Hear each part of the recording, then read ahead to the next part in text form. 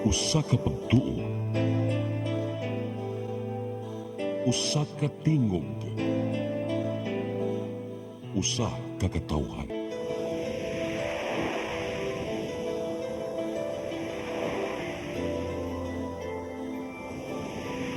Cebu Catholic Television Network.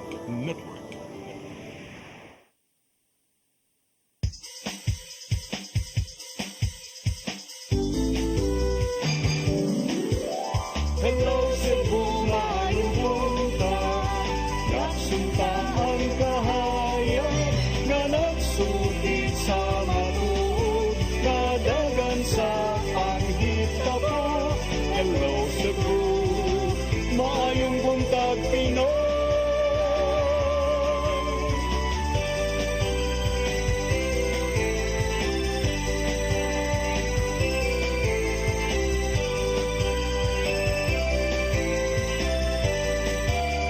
Ang katutulungan sa mga katawhan.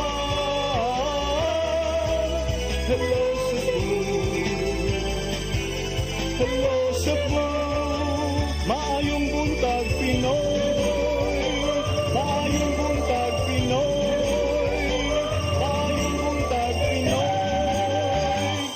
Hello Cebu, may buntag Pinoy adlaw karong Huwebes pizza 5 sa buwan sa Disyembre 2024. Sangan sa akong partner nga si Attorney John Destacamento ko nga alagad sa kahanginan Malu Inocando Tabar nga ikong dispensa murag di gyud ta nakatusugod sa saktong oras ron kinadugayan sa ako ang entire history of broadcast murag do na gyud kakuli ang di kapug nga no kasabot ug unsay naka-traffic kay murag why irog-irog ang mga sakyanan. But anyway, atong unahon ang ato ang latest weather update ni Kis Pag-asa Mactan, Sir Mark Galas. Good morning.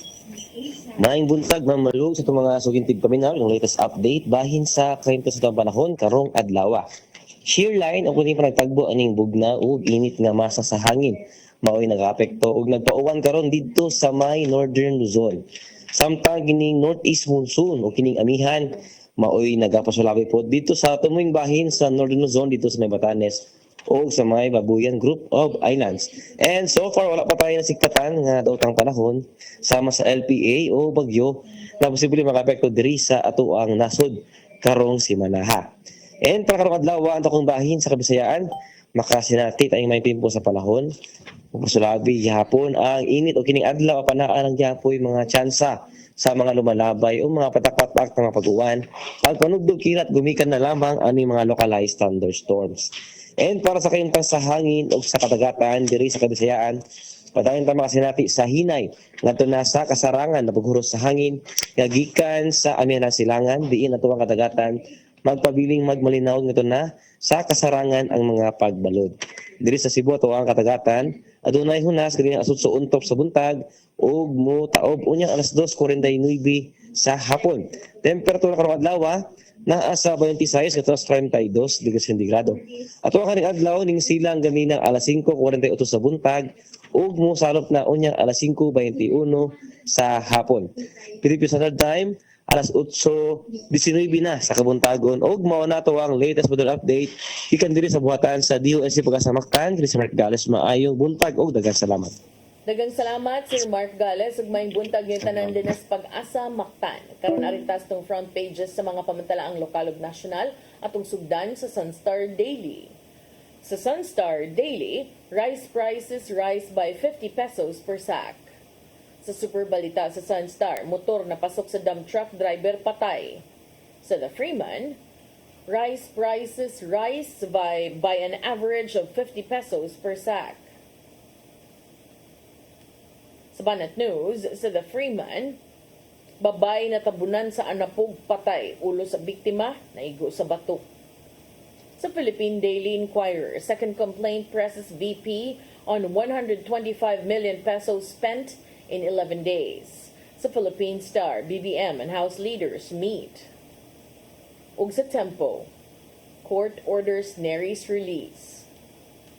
Mao katong front pages sa mga pamantalaang lokal ug nasyonal. Sa among pagbalik may padangat kaninyo mga balita nga nahipos tong kaubanan sa CCTN News and Public Affairs team. Please stand by. Hello Cebu, hello Cebu, Maayong buntag Pinoy. Maayong buntag Pinoy. Maayong buntag Pinoy. Discover the beauty of the Philippines.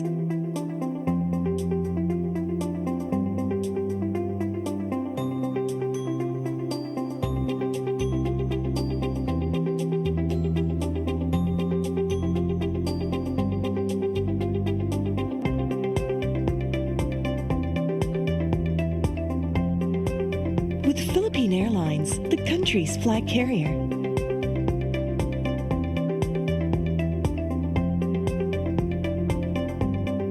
The airline that lets you feel the warmth of the nation.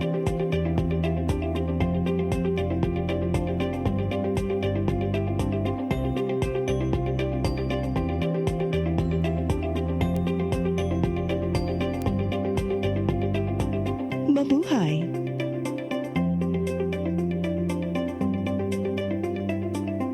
Start today. Unlock the secret to a healthier you. You're worth it. Health Base 12, Health Plus, Easy Flow, and Health Lift Plus. Health Base 12. Your path to a new start. Nutrition, Exercise and elimination, water, sunlight, temperance, air, rest and recreation. and most of all, Trust in God. Learn from our doctors. Be blessed by the testimonies of our overcomer. Ang inyong programa, Alam sa may sakit, walay sakit, ug dili ganahan magkasakit. OzoneMed Wellness Clinic New Start. Napapanood every Saturday 8 to 9 a.m. Og ang replay airing matag Miyerkules 1:00 hangtod 2:00 sa hapon. Dinhi lang sa CCTN Channel 47. New Start, OzoneMed Health and Wellness Talk.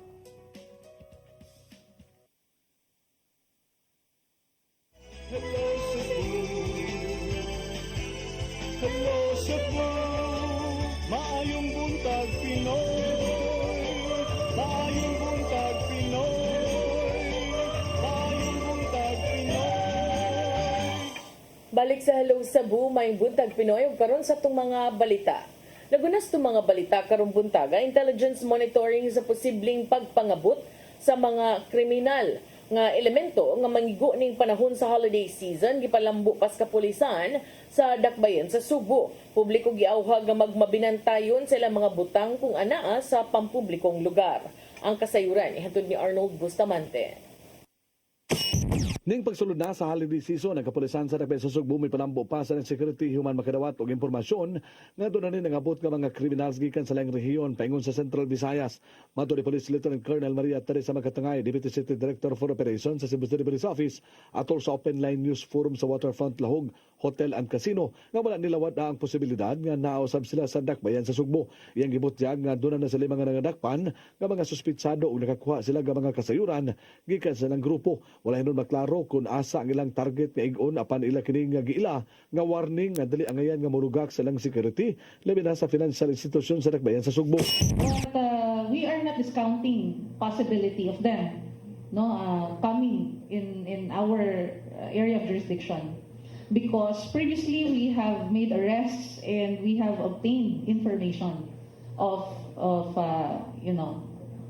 furthering their crimes, though they were not specific of areas upon which they will subsequently hit. But we take it as a warning, although we have not obtained any specific threat of that regard. Nagigalayon usab sila sa ubang sektor sa katilingban nga makatabang sila nga pagbantay sa matag dapit sa syudad ning panahon nga busy ang mga Sugboanon. Atol sa pagsugod sa Misa de Gallo, dublihon pa sa kapulisan ang ilang seguridad, ilabi na sa mga dagkong simbahang Katoliko. Gibutyag ni Makatangay nga dali sila makumpiyansa sanglit ang mga kriminal mosagol usab ni sa mga tao nga mosimba aron didto sila mohimog krimen. Tungod ni giauhag nila ang publiko nga sila usab magmabinantayon sa laga mga butang, ilabi na sa mga balay alampuanan tungod kay aga mga tang elemento diha sa katilingban dili na mo ila sa balay sa Ginoo. Dapat siguro mindful lang ta sa ato. Again, I have mentioned this early on in this interview that we must implement our own personal safety and security. So mindful sad ta sa atong palibot, mindful ta sa atong kabtangan, and let us not allow ourselves to be targets and victims of these criminals. That's the only way. Labing maayo nga dili magdalag nga mahalong butang sama sa alahasog cellular phones, daghang kwarta ug uban pa tungod kay ang mga kawatan magpatuusab sila nga mga Diyos nun. Arnold Bustamante, CCTV News. Samtang mga kalihukan alang sa Pasko sa Carbon gipangandaman na usab sa Market Operations Division sa Cebu City Government. Ang kasayuran ihatod ni Crystal Joy Pelerca. Usa sa mga tradisyong gipangandaman sa Cebu City Government pinaagi sa Market Operations Division mao ang tinuig nilang Pasko sa Carbon. Lauman nga magmabulokon ang kasaulugan sa Pasko alang sa mga kalihukang gipangandaman sulod mismo sa Carbon Public Market. Usa niini mao ang misa de Gallo sulod sa siyam kakadlawon diin gipahigayon mismo sa merkado. Suma pa ni CCTO Head Raquel Arce nga adunay dugang kaparkingan sa sakyanan sa palibot sa merkado alang sa ubang mga mamalitay ug manimbahay. Aside from the road parking ato ang himo atubangan sa interim o atubangan sa kini sa MC Briones, naana tayo sa Luyo dapit sa Puso Village. Unya apil sa Maritima roadside parking. We have ample parking space. Laing atangan usab sa publiko mo ang Fruit Festival diin gipasigarbo ang mga prutas nga gamiton palihi alang sa bag-ong tuig. Gikan kini sa Disyembre 26 hangtod na sa 31 sulod gihapon sa merkado. Sa gihapon, hugot nga seguridad ang gihatag sa kapulisan alang sa kaluwasan na usab sa mga mudagsang mamalitay. Kami, community sa order, ang among istasyon is nalang diha, then napod may mga butang diri as magpatrolya sa carbon area. Kasalig karon sa mga nagdumala sa Carbon Public Market nga mahimong malampuson ug mabulokon ang pagsaulog sa Pasko. Ang impact, kung imong tanaw ng carbon karon, ubay-ubay na sa mga especially sa mga vlogger. So mo na makakuha og impact sa para tourism kay ang uban man moingon, uy, daghan man ding ligrin din carbon, daghan ding makaon. Ang among karon nga tema, ang among ding tema kining malipayong kasing-kasing adasigon sa pagsaulog sa Pasko. So, ang kasing-kasing nga malipayon, kasing-kasing nga malinaw. Kasing-kasing nga malipayon, kasing-kasing nga mahigugmaon. Crystal Joy Pelerca, CCTN News. Sa lain-bahin Commission on Human Rights 7 nag-imbestigar na sa pagkasikop kang kanhi City Administrator Colin Rosel sud sa Cebu City Hall. Igo lang silang misanong matud pa sa mando gikan sa uluhan nila nga buhatan. Ang kasayuran ihatod ni Gia Navarro. Misanong ang Commission on Human Rights 7 sa mando gikan sa uluhan nilang buhatan aron susihon ang pagkasikop ni kanhi City Administrator Colin Rosel niadtong Nobyembre 8. May numdumang gidakop sa mga sakop sa Cebu City PNP si Rosel tungod sa gingong pagpanapaw sa katungdanan o gibalhog kadali sa Waterfront Police Station. Apan gihimog ata ni Rosel nga walay gi-isyong warrant of arrest ang kapulisan mong ilegal ang iyang pagkasikop. Tungod sa mga panghitabo, gihangyo ni kanhi Mayor Michael Rama ang katagkuan sa CHR sa paglusad sa mong investigasyon. Sumapay ni CHR 7 Director Attorney Arvin Udron nga gipaabot nila ang kooperasyon gikan sa habig nilang Attorney Rosel. Kini aron sa taon kung aduna bay kalapasang gibuhat ang kapulisan niadtong Nobyembre 8 sa gabii.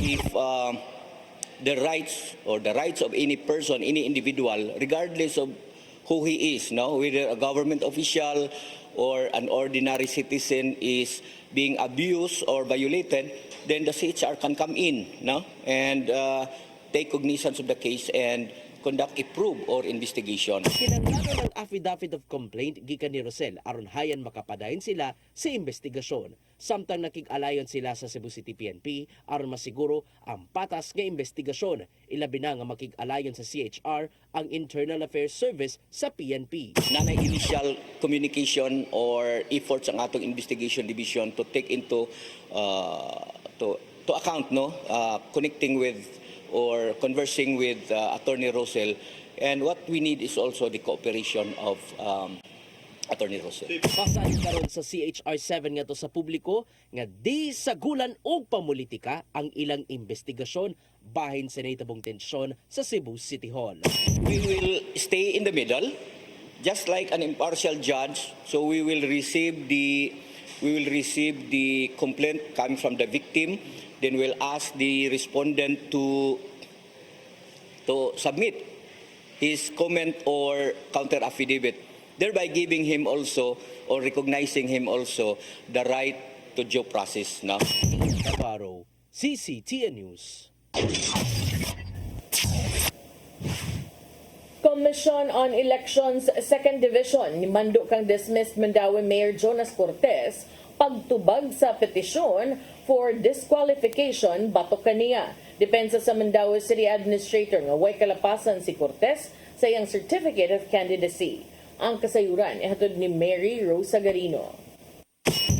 Sa sumon nga gibitsahan og Disyembre 2, gimando sa Commission on Elections Second Division kang dismissed Mayor Jonas Cortez sa pagtubag sa petisyon nga disqualification gifile batok kaniya. Ang petisyon gifile ni Attorney Irvin Estandarte ni atong Oktubre 25. Nagtinguha nga ma-disqualify si Cortez sa pagdagan sa 2025 elections tungod sa giingong material misrepresentation sa iyang Certificate of Candidacy. Gimarkahan matud pa ni Cortez og not applicable ang tubag sa pangutana sa COC bahin sa pending nga kaso taliwa sa dismissal case sa Ombudsman. Gitataw ni Estandarte nga ang kapakyas pagbutyag sa dismissal order paglipat sa COMELEC og sa mga botante. Hinungdan nga walay katakos nga modagan sa katungdanan. Ang COMELEC nimando kang Cortez sa pagtubag sa petition sud sa 5 ka adlaw. Si Attorney Jamal James Kalipayan ang Mandaue City Administrator ni Angkon nga nadawat sa kampo ni Cortez ang maong sumon.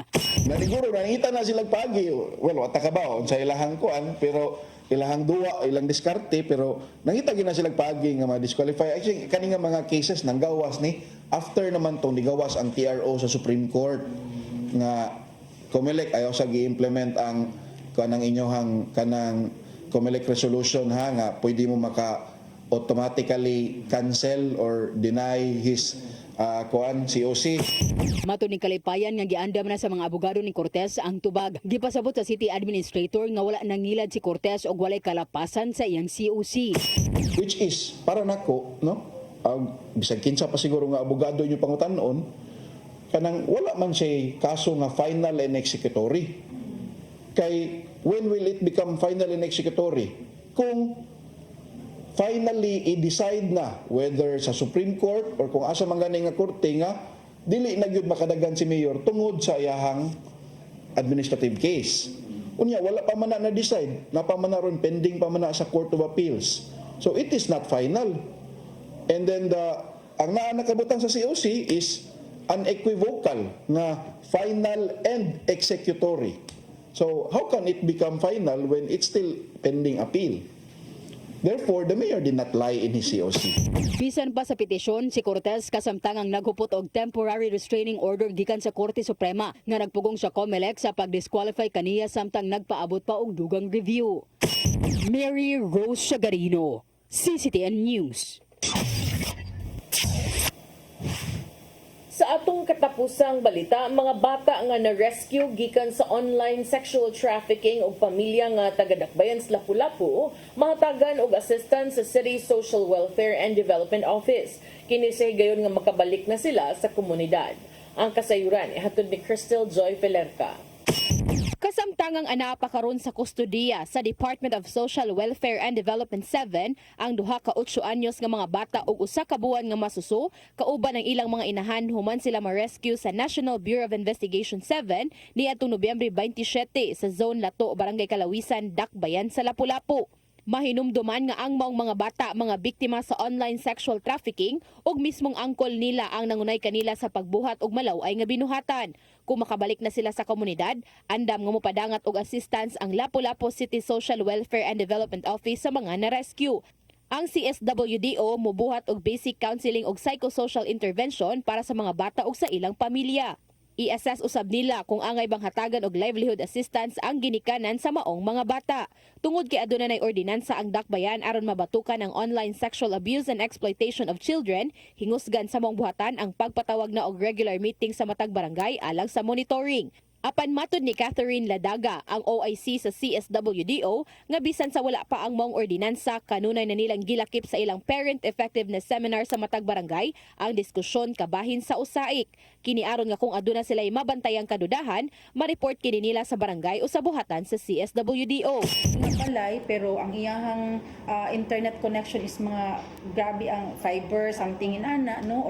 Or kani nga person nga nung sige ug adto og mga remittances na ang wala may source of income or inana ba, so mga red flag na siya. That's part of our kanang campaign sa community nga i-report sa amoa.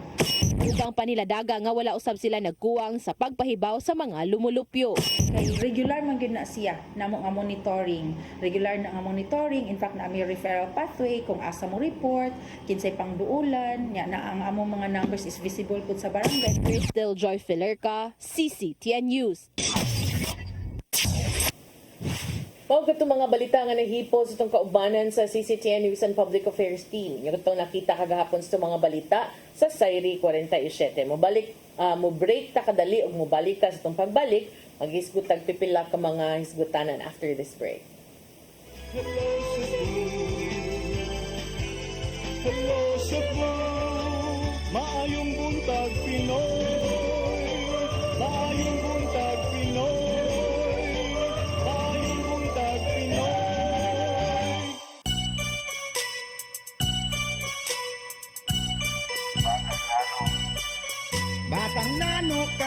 Batang nano kami, adlaw gabi ikumbati permi, bakalag pobre, basta happy lang mi, ang kinabuhiin ani gyud ni, padayon lang,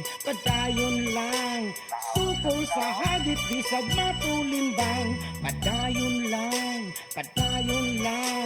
ang kinabuhiin ani gyud ni, batang nano kami, adlaw gabi ikumpati permi. Pirming katawan o pirming tamayon, sila na ihasa among gigamyon sa among kahimtang. Laban lang gihamon, bisag sa katiliban, kaya no yanuhon, padayon lang pirmi, bisag usahay kapoy na.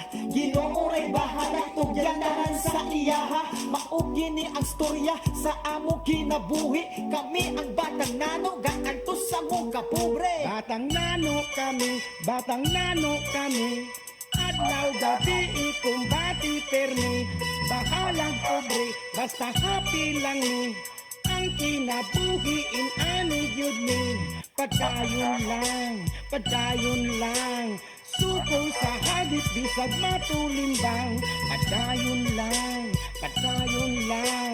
ang kinabuhiin ani gyud ni. Sa matag adlaw na pagsuway among ang kayanon, kinahanglan nga anaron among kaugalingon, maning kamot kada adlaw para lang na ay makaon, makakwarta lang gamay kami na magmalipayon, padayon lang perme bisag usahay kapoy na. Ginooray bahala itugyan tanan sa iyaha, maugini ang storya sa among kinabuhi. Kami ang batang nano, gaantos sa mong kapobre. Batang nano kami, adlaw gabi ikumbati permi, bakalang pobre, basta happy lang ni, ang kinabuhiin ani gyud ni.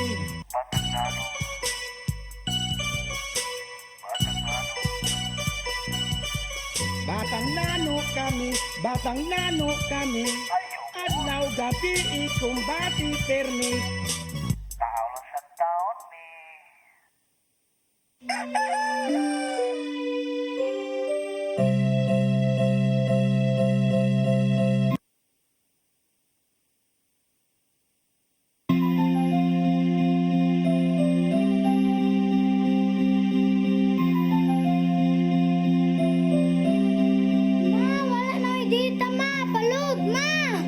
Sorry ma'am, na-late ko.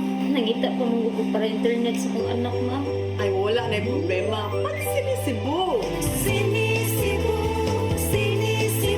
For your internet connection. And for the signal of your cable TV. So fast and straight the transmission to your home. Sinisibo. Sinisibo.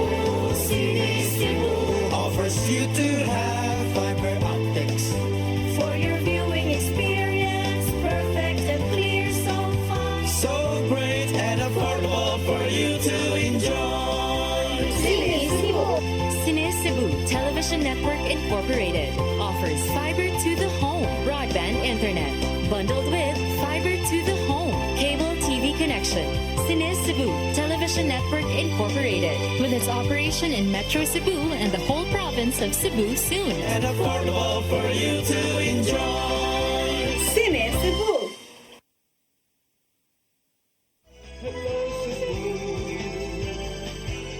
Hello Cebu, maayong buntag Pinoy, maayong buntag Pinoy, maayong buntag Pinoy.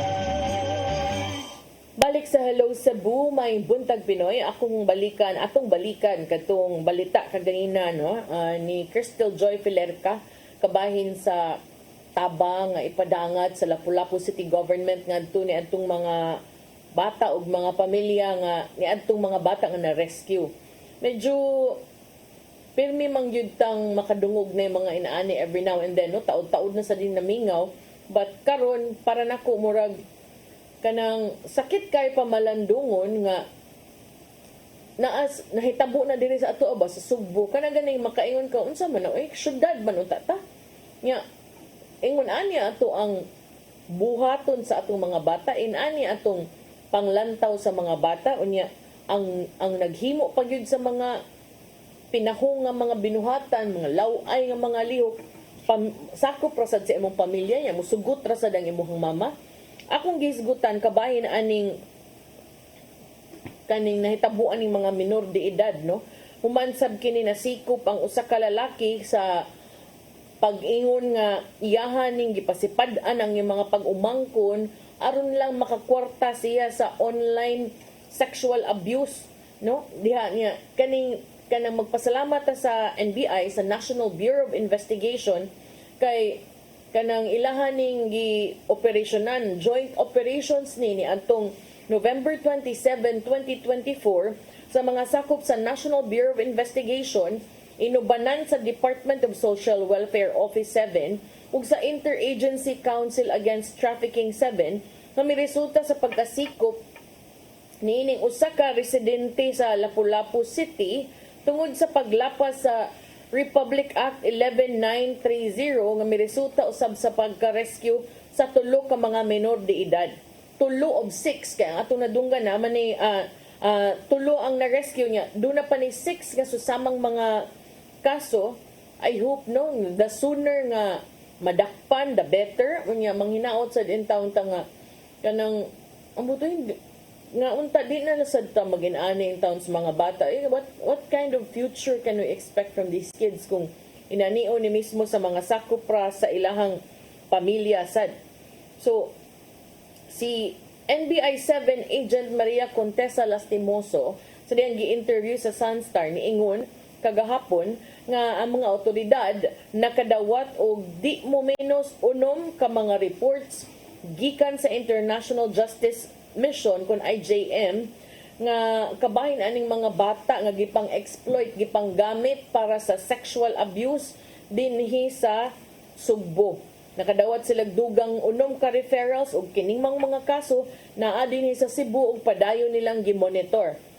Sige pa sila conduct og cyber patrols kabahin ining mga ingon ani nga mga kalihukan. So unsa man na ang uban man mga ginikanan magtuo man gud nga okay ra na kay wa man na hilabti video ra man pero in town ang kanang trauma sa mga bata ug kanabang ini kadako nila what if makit-an na nila di ko ka imagine gyud ngano unsang klaseng utok naa sa ginikanan nga makaako og buhat og ingon ani nga musugot inaniyo nila mga anak niya utro sa tong uyuan kanang kabaom tanong nga dili pa ni guilty taral pa ni sukmanan pero gimonitor ka oy nya gabiha nga no nakaako ka unsa man kanang kadako nimo glawas ka baskog pa nimo maor gyud nimong nahuna-hunaan nga ilawg nimo imong kaugalingong sakop sa pamilya anang mga tao nga simang sa kay mga gustos kinabuhi. So kanino nagmatod pa ni Lastimoso sa National Bureau of Investigation nga padayon pa sila sa pagpahigayon og cyber patrols. Ilahan ni mo kag cyber patrol, kaniadto ang pagpatrolya, pagpangronda, lakaw-lakaw ra kanas kadalanan, pero kani ilahalain nila cyber. Sige sad ni sila pangita, no? O kanang mga dunay mga inaani nga transaksyon online. So kung kamo nagtuo mo kanang inyong mga kanang mga binastos, kung nagtuo gid mo nga di na masakpan, di na makitaan, di gid ka kaingon kay naasad na gitawag og digital nga kanang footprints, no? Masubay ra gid gihapon na. And one of these days, every now and then, naam gyud masipyat. Naman gyud ka ng mas makitaan ba sa kadaghan sa information, pero believe me, nga naman laging nasakpan sa ding mga inaani. I hope mas daghan pa, no, ang masakpan, but I really hope nga totally mawagtang na ning ingon ani nga mga klase oy kay kaluoy gid sa mga bata, di gid mada. Unya matud ni NBI agent Lastimoso, sige pa sila pahigayon og cyber patrols. Kining IJM, International Justice Mission, usa ni ka NGO, no, non-government organization, unya ganahan kay ko aning ilahang kausa kay ilahang tumong maong makapanalipod sa mga tao nga kanang naging kaingon ta naglisod, mga kabos nya ilahaning kausa nga kaning mga inani nga mga tawhana ilang kapanalipdan gikan sa human trafficking, modern day slavery, violence and abuse of power by law enforcement. So atong nasayran nga kining mga gipang monitor karon sa NBI matud ni Agent Lastimoso kas lakip sa ilahang gipang monitor o gipaubos sa ilang cyber patrols and surveillance, naglakip kini anang mga online transactions diin kanang mga pedophile, kanang mga hamtong nga hilig og mga minor de edad, hilig og mga bata, murag mao siguro makapagana nila mubayad og kwarta para lang sendan og litrato, sendan og video sa mga bata. Mao nang ako moingon gid ko nga kanang kamo sa Facebook, careful gid mo nga ipang public na inyo yung profile. Ang uban ra ba kanang cutean siguro sila sa ilang mga anak nya sulub-suluban og two-piece nya ikaw man i-post nimo sa social media, careful gid mo anak kay di ka katag-an kung kinsay nakakita or gamiton ba na para ibaligya ngadto sa mga tao nga mao'y mga tirada, mga minor de edad na hali na da ito. So kaning uban, in this case kaning ilang gipang monitor yun, ang nakasakit sa dughan is kini ang uyuan, ang uban ginikanan pa musugot ra nga hala video mahimuog laway ang mga bata or hubuan, picturan, videohan nga naman for the dollars kay padalaan sila og kwarta sa ilahang mga gitumbok mga customer. Unya ang uban ini bayad sila nga malaway nga hulagway, mga malaway nga mga video nya ang mao lagi na di kausa na kay namdum gyud kong nay gi-interview niingon ang ginikanan wala ra na nila kay ang importante wala maunsa ilahang anak. Di ka kaingon og wain taon ay sus ambot lang yun. Unya ang uban sad nga gi-monitor sa NBI kaning fraud kanang ang uban kanang lipat-lipat ba ilaron. So ang sa katong kaso sa Lapu-Lapu gitumbok sa NBI nga duna sila child sexual abuse material, but ilaha pang susihon kung katong mga nakuha nila nga mga material sa ilahang hard drive are pre-recorded ba, kung sila ba ang naghimo using the children in that area, or kung igo ra ba nilang gi-download gikan sa internet o gi-save. So far, wa pa sila nakitaan nga live. Kaya doon naman sa uban nga mag-live o niya, magpabayad sad. Si NBI 7 Director Renan Agustus Oliva ni tumbok atol sa press briefing nga ang suspitsado na sikop atol sa rescue operation tungod kay ang iyahang mga pag-umangkon iyang gipabuhat og mga malaway nga butang, sexual acts alang sa mga foreigners nga ilang mga customer pinaagi sa Skype. Kaning Skype ka na bang mag-call mo ba? So ang mga otoridad nitumbok nga unom ka mga bata ang ilang na-monitor atol sa ilahang pag-surveillance sa panimalay ni ining suspitsado dinhas Barangay Kalawisan sa Lapu-Lapu City apan tulo lang ang ilahang na-rescue. Ang tulo ka mga minor de edad nga nailhan og natabangan sa NBI, ang edad pila 1 month.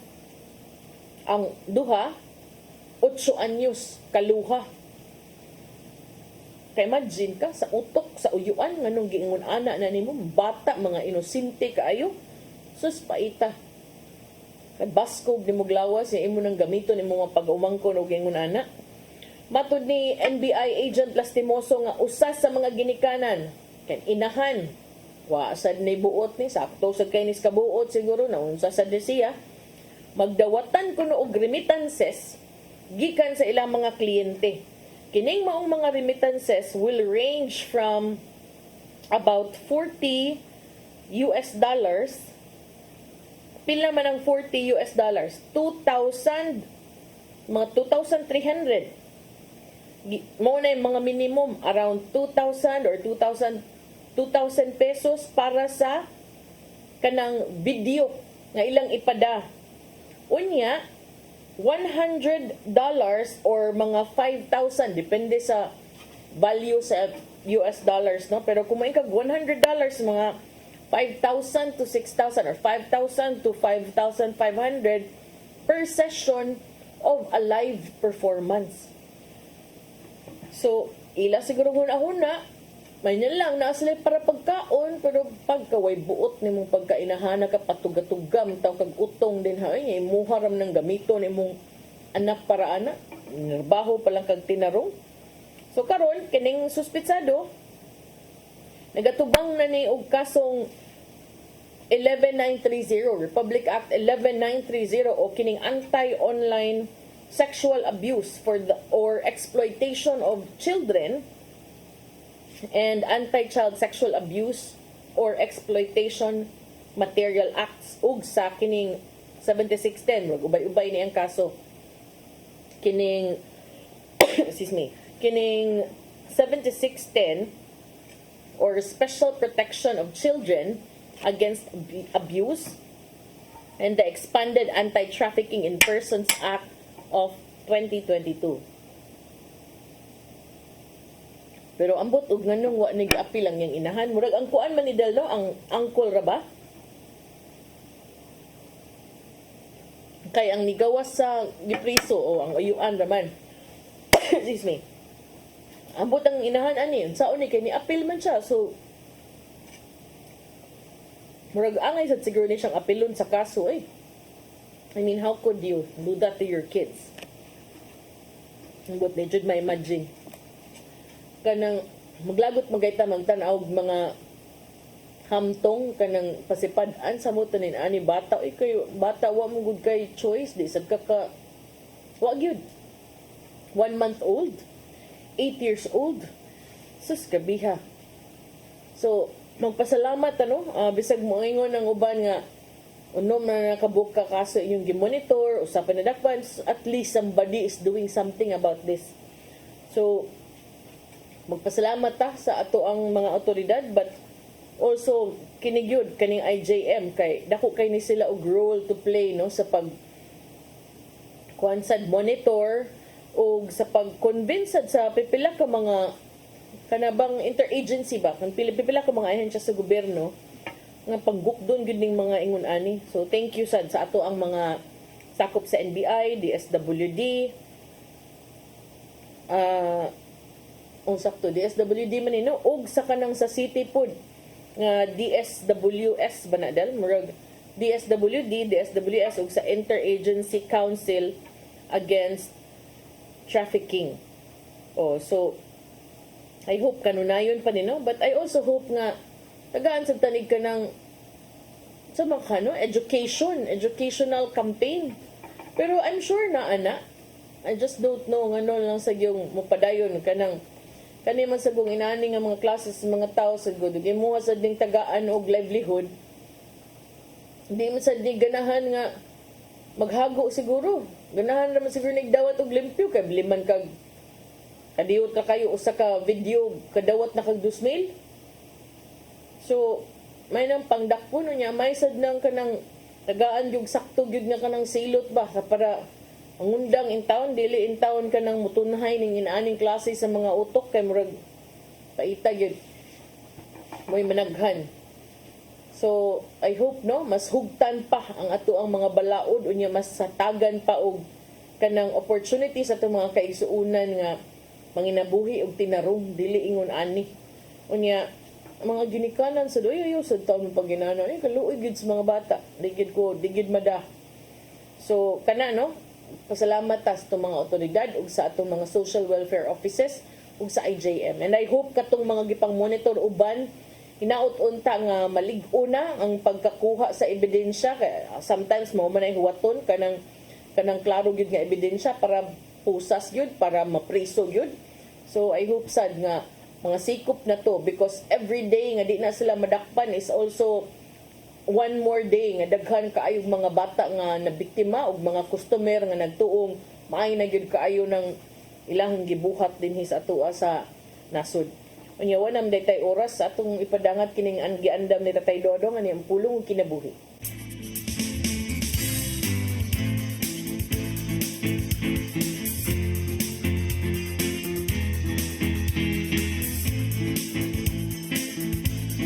Ang pulong mo, ang diwag sa dalan ko. Pamati ka mo, ako nagpadala kaninyo nga sama sa mga karnero ngadto sa panon sa mga lubo. Busa kinanglan magmaigmat kamo sama sa bitin ug magbalubo sama sa salampate. Kini ang gisulti ni Jesus diha sa Mateo 10:16 ngadto sa mga apostoles. Unsa may iyang ipasabot nini? Kung dato pamalandungan, kini maong sugo ng kinanglan ug balansi sa unang-una. Ang bitin maalamon ug lantip kayo ang mga mata. Dali nga makaton. Samtang sa lampate, usa ka inosente ug malumong nga mananap. Atong hinumduman nga ipadala kita niya ngadto sa panon sa mga lubo aron kinanglan magpakakarniro usab kita. Kung dili kita makamamumulan sa atong mga kinaiya, lagmit nga madala kita ngadto sa kalibutan. Kung saan itong pagsangyaw bahin sa ipamulong ni Kristo, kung dili kita kabaw mo, paubos. Mo kini ang unod sa atong panulti. Kitang tanan gipadala aron pagsangyaw sa Ebanghelyo diya sa atong trabahoan, sa atong mga silingan, ug ngadto sa mga estanghero. May so, mo kaniyang pulong nga maghatag ug giya kanato tawa-tawa.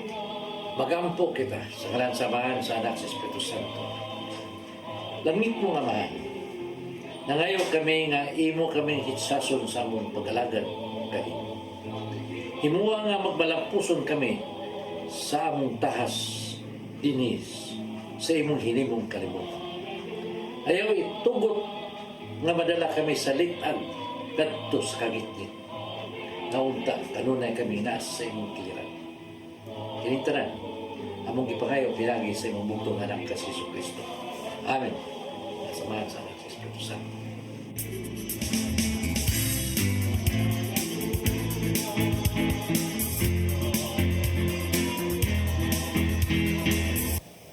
Pulong kinabuhi ni Tatay Dodong Limchua mo'y nagtapos sa atong tulumanon. Dagang salamat sa Philippine Airlines. Thank you, Archbishop Jose Palma. Nanay Dayanan, Tatay Dodong Limchua, thank you. Sir Dennis Tabar, salamat. At mga kaubanan sa TOC, Sir Robert, Miss Inday, Sir Matmat, Miss Maybell, Miss Joanne. Sa newsroom, Sir Michael, Sir Del, Sir Raymond, Sir Bruce, ug diri sa studio, si Ferdy. Salamat sa inyong papakig-uban. 20 na lang kaadlaw, Pasko na, murag hapit na kayo. Kabantay ka, Ferds. Pag Enero, dugay ka na human ang Enero, murag Enero. Pag human, sa gunsunod, pag haman, ano lang din, November, December. Paspas kayo ni Sutoy or siguro basig na busy lang ta kayo. Salamat kayo sa inyong pagpakig-uban sa sangan sa ako ang co-anchor nga si Attorney John Destacamento. Ako yung alagad sa kahanginan Malu Inocando Tabar, magdatagbalik ugma sa atong programang Hello Cebu, maayong buntag Pinoy. God bless us all.